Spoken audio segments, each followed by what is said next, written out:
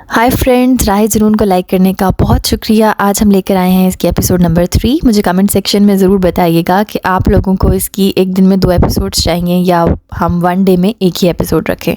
और ज़रूर मुझसे डिस्कस किया करें कि आपको स्टोरी कैसी लग रही है और आपको क्या लग रहा है आगे क्या होने वाला है। तो अब चलते हैं हम अपनी एपिसोड की तरफ। सूरज चाचा का मूड आज बड़ा खुशगवार था। तभी बादलों से अटखेलियाँ करते ज़मीन वालों पर रहम खाया हुआ था। इसी बायस मौसम पर भी एक खुशगवारियत छाई हुई थी। शहर की मसरूफ़ शाहराहों पर लोग अपनी ज़रूरियात ज़िंदगी के काम निपटाने में मगन थे, लेकिन इस सुनसान इलाके की तरफ आओ तो लगता था जैसे यहाँ कोई ज़ीरो ना बसता हो। टूटी फूटी खस्ता हाल इमारतों से ज़रा हटकर किनारे पर बना ये छोटा सा कमरा शायद किसी ज़माने में गिराज या शोरूम के तौर पर इस्तेमाल होता होगा। बाहर गिरे शटर पर मुख्तलिफ रंग के स्प्रे से इश्तिहारात दर्ज थे। दूर से देखो तो सर पर काला हुडी गिराए एक शख्स गर्दन झुकाए चलता नजर आ रहा था। सर झुका होने के बायस चेहरे के खदोखाल देखना मुश्किल था। कुछ देर बाद वो इस कमरे के ऐन सामने जाकर खड़ा हो गया। इधर उधर नज़रें घुमाकर एतमानान करते उसने लोहे के इस शटर में पड़े भारी ताले को खोला। शटर की आवाज़ के साथ ही शटर ऊपर उठा और इससे पहले कि अंदर का मंजर वाज़े होता वो अंदर पहुंचकर उसे दोबारा गिरा चुका था। अंदर घुप अंधेरा था। मोबाइल की टॉर्च खोल उसने मखसूस किनारे की तरफ उसका रुख मोड़ा तो वहाँ लेटा भारी भरकम जिसामत वाला शख्स बमुश्किल उठा। माफ़ कर दो मुझे। उसकी शक्ल देखते ही वो दोनों हाथ जोड़ते हुए घगयाया था। हुडी वाला शख्स चेहरे पर पत्थरों जैसी सख्ती लिए आगे बढ़ा। उसके करीब जाकर वो ज़मीन पर अकड़ूं बैठा और इसके मुंह को अपने आहिनी पंजे में जकड़ा। अंदाज में नफ़रत और हकारत वाज़ेह थी। ज़ोर से चीखो। उसका मुंह बुरी तरह से दबाए वो गुर्राया, मगर सामने वाला बहुत कोशिश के बावजूद भी सिर्फ गूं गा ही कर पा रहा था। लेकिन साफ लगता था वो अपनी बेबसी पर रोना चाहता है। देखो उन मासूम शक्लों को, गौर से देखो। ये सब तुमसे तुम्हारे जुल्म का बदला लेने के लिए चिल्ला रहे हैं। इतना चीखो कि इनकी चीखें दब जाएं। एक हाथ से दीवार पर लगी तस्वीर की तरफ इशारा करते और दूसरे हाथ को कान पर रखे जैसे वो कुछ सुनने की कोशिश कर रहा था। सामने वाला शख्स अब बुरी तरह रोना शुरू हो चुका था।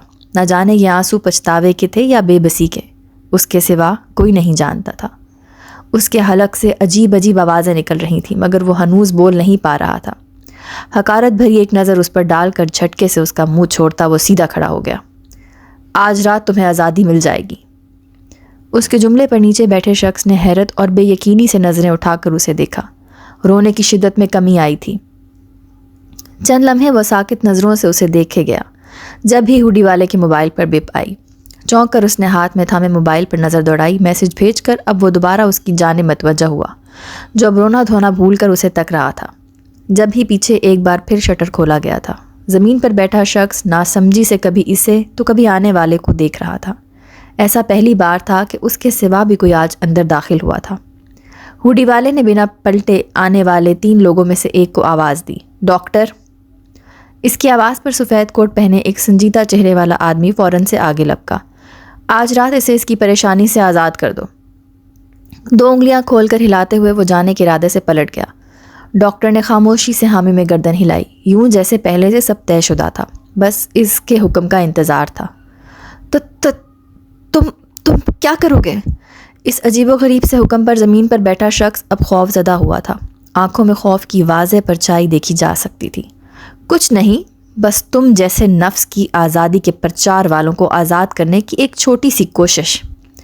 हुडी वाले के निकलते ही डॉक्टर ने मुस्कुराते हुए जवाब देकर कंधे उचकाए, लेकिन इस मुस्कुराहट की ठंडक का अंदाज़ा ज़मीन पर बैठे शख्स को बखूबी था। उसकी बात मुकम्मल होते ही 2 लंबे तिरंगे नौजवान हाथ में स्ट्रेचर थामे आगे बढ़े। डॉक्टर ने साथ लाई सिरिंज में कोई महलूल भरा और इसकी लाख चीखों पुकार के बावजूद वो महलूल ज़बरदस्ती उसकी रगों में उतार दिया। कुछ ही वक्त बाद वो बेसुध होकर एक तरफ लुढ़क गया। आए हुए दोनों आदमियों ने इसे स्ट्रेचर पर डाला और बाहर निकल गए।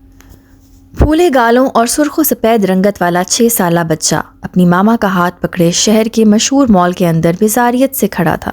पिछली कितनी देर से उसकी माँ मुसलसल कपड़ों को उस पर लगा लगा कर चेक करती और फिर इसके पापा से राय लेती थीं। बच्चा अब इस अमल से बेजार हो गया था। मामा, मुझे टॉयज़ लेने हैं। वो मुंह बसोरते हुए ठनका। पिछले आधे घंटे में ये तीसरी बार था जब उसने अपने मुतालबा उनके सामने रखा था। اوکے بیٹا، بس اس کے بعد آپ کے پاپا کے تھوڑے سے ڈریسز لینے ہیں، پھر ہم ٹوائز بھی لیں گے اور آئس کریم بھی کھائیں گے۔ عورت نے اس کے گالوں پر پیار کرتے گویا اسے تسلی تھمائی۔ جب ہی نقصک سی تیار ایک عورت اس کی ماں کے پاس آ کر رکی۔ بچے کو وہ عورت پتہ نہیں کیوں پہلی نظر میں ہی پسند نہیں آئی تھی۔ کندھے تک کھلے بال، درمیانہ قد جسے پینسل ہیل پہن کر دراز کیا گیا تھا، متناسب جسم پر بے حد فٹنگ والے کپڑے اور میک اپ سے اٹے چہرے کے ساتھ وہ ایک مصنوعی مسکراہٹ چہرے پر سجائے اس کی ماں سے ملی تھی۔ What a pleasant surprise! تم عالیہ ہی ہو نا؟ کیسی ہو؟ کتنے عرصے بعد نظر آئیں، کہاں ہوتی ہو؟ اور یہ تمہارا بیٹا ہے؟ اس عورت نے عالیہ کے گال سے گال مس کرتے ایک ساتھ ہی ڈھیروں سوال کر ڈالے تھے۔ ساتھ ہی بچے کی گالوں کو پکڑ کر کھینچا۔ بچے نے ناگواری سے اس کا ہاتھ ہٹایا، یوں جیسے اتنی چھوٹی سی عمر میں بھی اس کا بناوٹی لہجہ اس سے مخفی نہ رہا تھا۔ ارے مہر النساء، کیسی ہو؟ میں تو بس شادی کے بعد بہت مصروف ہو گئی۔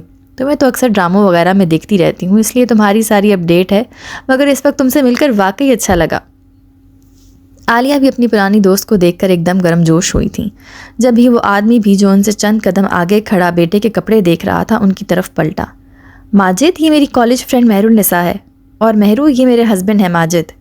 عالیہ نے مسکراتے ہوئے دونوں کا تعارف کروایا۔ یہ جانے بنا انہوں نے اپنے گھر کی بنیاد کا پہلا پتھر خود اپنے ہاتھوں سے کھینچا تھا۔ ارے ماجد صاحب، یہ تمہارے ہسبینڈ ہیں؟ ان کو کون نہیں جانتا، میرے آنے والے نئے ڈرامے کے پروڈیوسر یہی تو ہیں۔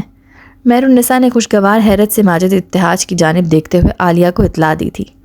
ماجد ابتہاج کی اب تک اس سے کوئی بات چیت نہیں ہوئی تھی، وہ سیٹ پر بھی نہیں جاتے تھے اور لیے دیے رہنے والے انسان تھے، لیکن آج کا یہ تعارف شناسائی کی سیڑھی کس تیزی سے چڑھنے والا تھا کوئی نہیں جانتا تھا۔